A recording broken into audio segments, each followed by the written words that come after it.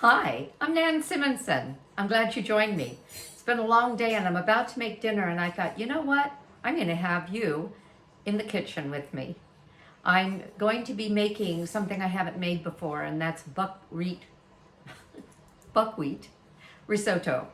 Risotto you would normally do with an arborio rice or a white rice and mushrooms or any seasoning that allows this rich combination of broth and a grain um, to shine. And today we're using buckwheat. I don't use a gluten grain like wheat, farro, spelt, um, what else? Barley. But I do use oat groats. I love them. I do use amaranth and millet and sorghum and buckwheat. Sounds like wheat, but it's not. Buckwheat is even more nutritious than oats. And oats are very nutritious. It helps with cardiovascular disease, helps level blood sugar. It is full of nutrients. It's a great high fiber grain. And I use the toasted buckwheat groat. And so it has it's slightly more brown, and it has it has a very earthy flavor, and because it's toasted, it has some additional dimension to it. So welcome to my kitchen.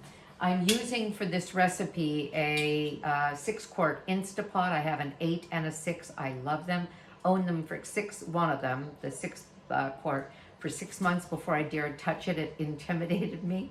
That was years ago. And then I fell in love with it after watching Tammy's Nutmeg Notebook and her instruction on how to use it. I thought I could do that. And Chef AJ, I could do that because they use them all the time. I saute without oil. And even though this original recipe called for oil in the pan before onions and garlic went in, I don't use oil for a number of reasons. It's a processed food. It's very high in calories and fat, even though I eat lots of fat in my food, in the form of olives and avocado and tahini, which is sesame seed, and nuts and other seeds.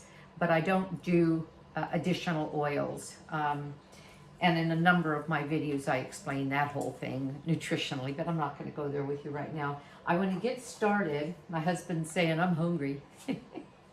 And I have the saute function on. You see it says hot. You're going to hear it sizzle.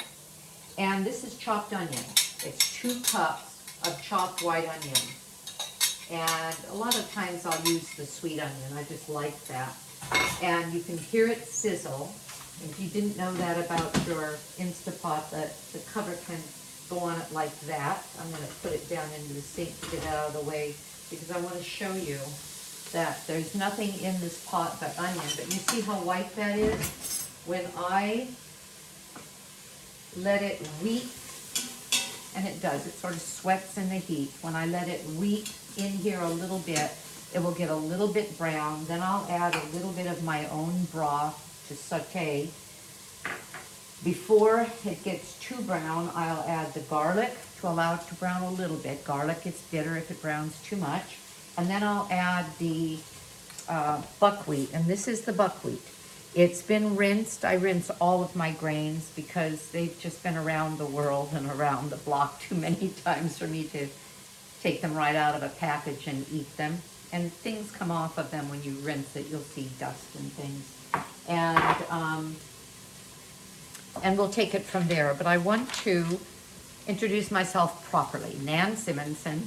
NanSimonson.com is my website. You can access the book, my cooking show on YouTube, my social media platforms, and I do Instagram and Facebook. I have a Facebook group. And every Thursday, I do an Instagram live, a Facebook live on a number of subjects. This last one was on food addiction because I was addicted to food. From 15 years old until 67, I had an eating disorder. I'm ashamed of it, but it is what it is. And I use the book as a way of describing a little bit about that. It's a bit memoir, but it's a lot about aging powerfully. I'm now 70. I'm in the best health, best shape of my life. because of lifestyle choices that I made when I finally became free of the eating disorder, and I started making really good choices that turned things around. I always ate well, but I ate well and I was still a victim of binging and purging, and what a mess, and way too long. I talk a bit about that and how I recovered, but I talk more about how we, you, me, people my generation, the baby boomers, can all expect to live beautifully and well into our 70s, 80s, and 90s if we make some good lifestyle choices. That's what it takes. So it's browning a little bit, and there's a little bit of brown in the pan. So watch what happens when I add a little bit of broth. You hear that sizzle, sizzle. What it does is it deglazes that brown. It's not black. I don't want black. I don't want it to blacken because then it gives it a burnt flavor. I just want it to brown. And the saute function of the Instapot is very hot, and it's great for browning. And you're going to see that now the onions have taken on a bit of a caramelized color. And I'm going to do that one more time. I'll let that cook off. I probably added a couple tablespoons, that's all. And I'll let that cook off, and then I will add a little bit more. And what I'm doing is I'm causing a caramelization. You get a lot of flavor from onion that way. I'm going to then add some garlic and bay leaf and the oat groats. The recipe is available to you.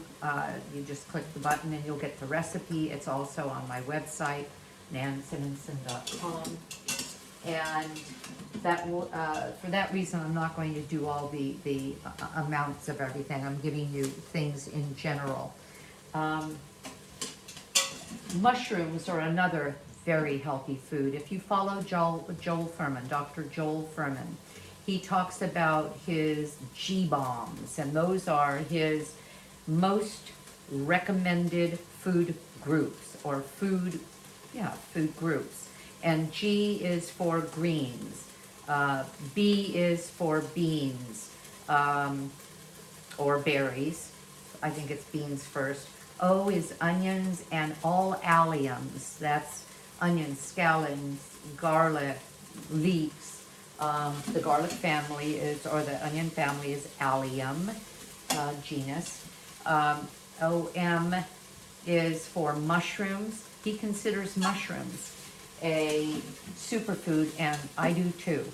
They are loaded with things that no other food has because they are basically a fungi, and they nourish our bodies in, again, ways that are different and quite important. And B-O-M-B would be the berries or the beans. I'm putting 2 tablespoons of chopped garlic because that equals 1 garlic clove. And you know what? I love garlic, so I'm going to put in a little bit more. Okay. And it's sticking a little. I'm going to put a little bit more broth, all of that instead of oil, and I get, I think, better results.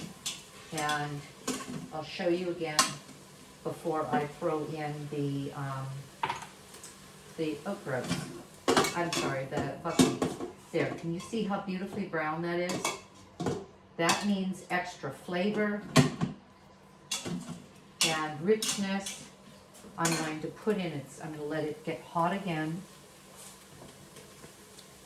And I'm going to put in the rest of the ingredients. As soon as I stir this in and sort of get all the flavors married in there around the buckwheat. Beautiful.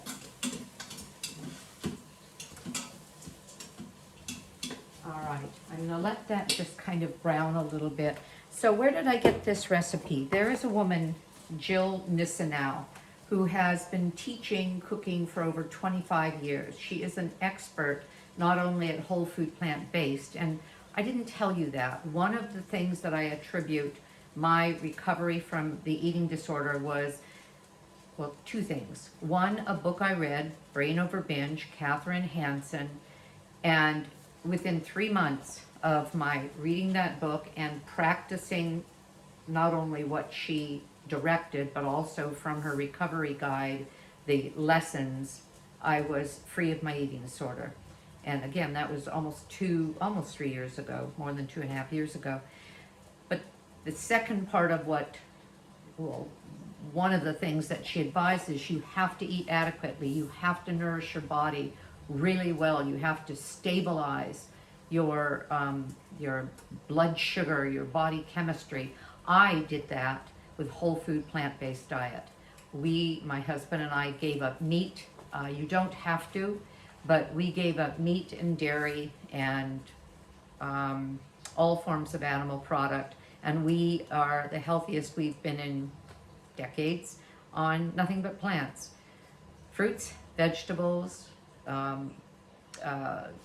potatoes, sweet and regular potatoes, in other words, tubers, fruits, vegetables, legumes, grains, seeds, and nuts. And here you've got the grain buckwheat, which you may not be familiar with, but I hope that you embrace it after this. And you'll see the end result of this, even though I'll turn the video off while it's cooking. So she is an expert at cooking under pressure. So this is vegan under pressure, and I'm going off of her recipe. So this is, oh, nice. All right. This is nicely incorporated. I'm just going to throw in the rest of this. And then, what else am I putting in? Mushrooms, chopped crimini mushrooms that I just got at Trader Joe's, and it was probably 2/3 of this package. And I simply chopped them up, chunked them up, because I wanted some, I want the texture of mushrooms. I didn't want a fine chop. I also added, as she called for, 1 to 2 tablespoons of mushroom powder.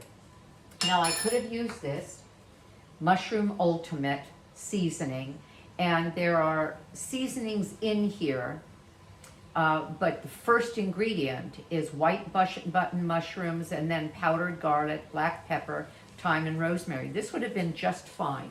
I could have used this from Trader Joe's. Ultimate Umami Seasoning Blend. Now this starts with salt and onion and mustard seed, and then porcini mushroom powder and white mushroom powder and crushed red pepper. Porcini mushrooms have a very distinctive smoky aroma. Well, I had some dried porcini mushrooms. You can buy them in a little 1-ounce bag, and because they're dry, 1 ounce really rehydrates well.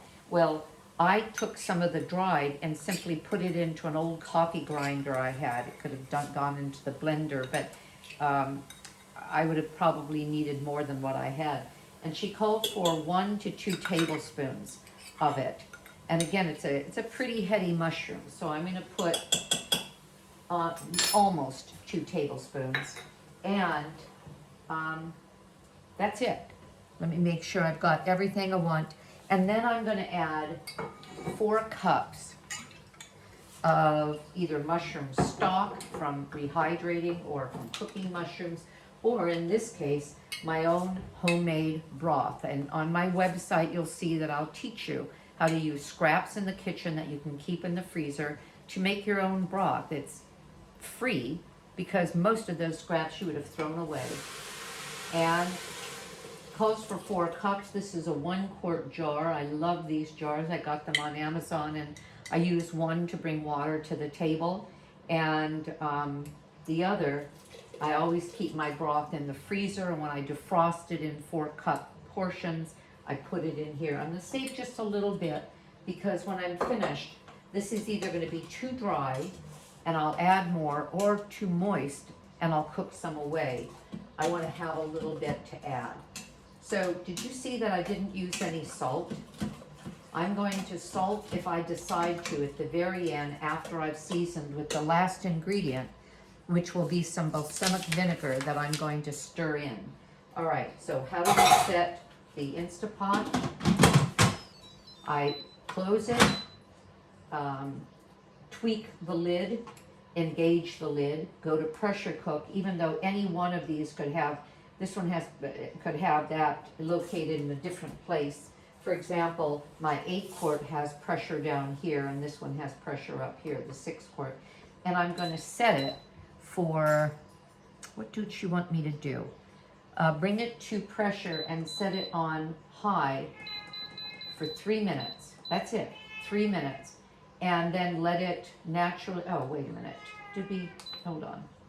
Pressure, do you hear that? The cat's hungry too. Okay. Oh, Gracie. All right, so I'm going to let it cook for 3 minutes on high, and let the pressure release normally or naturally, which it will. It's going to take that about 15 minutes to do that, 15 to 20 minutes to release naturally, and I think that's that. All right, I'll be back to you in a little bit. Bye. Hi, well, I'm back, and obviously it's not a few minutes. I'm changed and it's the next day. We prepared our meal, and I spooned up the mushroom risotto. We sat down, ate it, and I realized, I think I'm gonna make some changes. It was much more moist than I like a risotto. I like a risotto to still have texture to the grain as opposed to being homogeneous. I want it to be, I just like texture.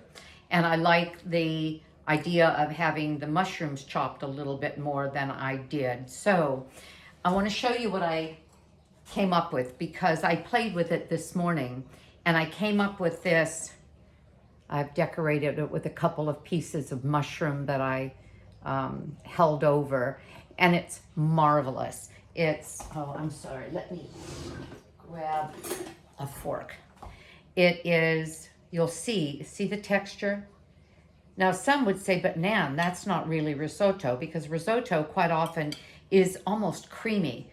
But with the buckwheat, because it really went down to almost a cream, I didn't like that texture. If you do, use the recipe from the book, Jill Nessenau's Vegan Under Pressure.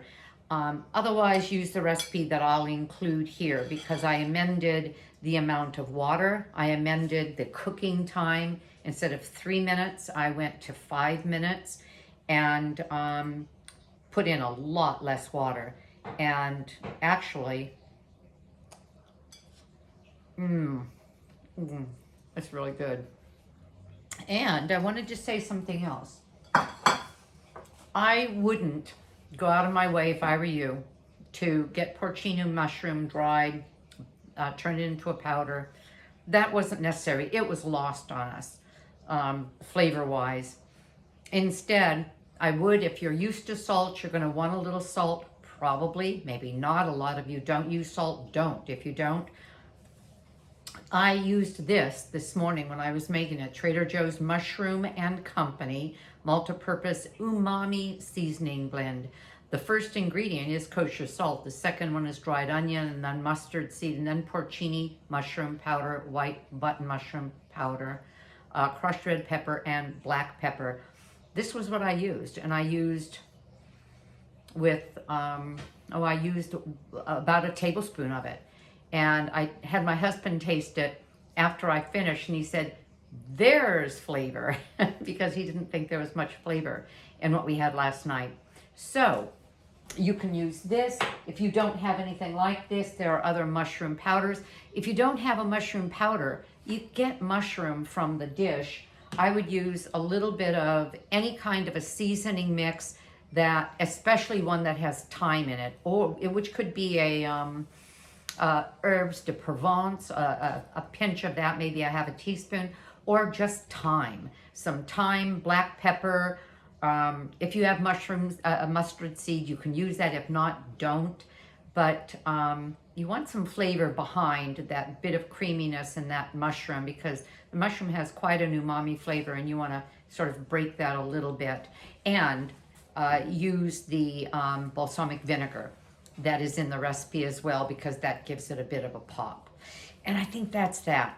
Enjoy this. It was delicious, and it's great to have something to do with another grain, because the divergence of grains feeds your microbiome, that those gut bugs that then in turn make your body very happy. Every plant food you eat, and only plant foods have fiber, and only fiber feeds the microbiome. The more divergent, the healthier they will be, because every colony eats a different kind of food. So eat as many grains as you can, and if you can eat gluten grains, eat those too. I just can't. And buckwheat has a really interesting flavor. Have fun with it. Have a great day, because I know I'm going to. Bye.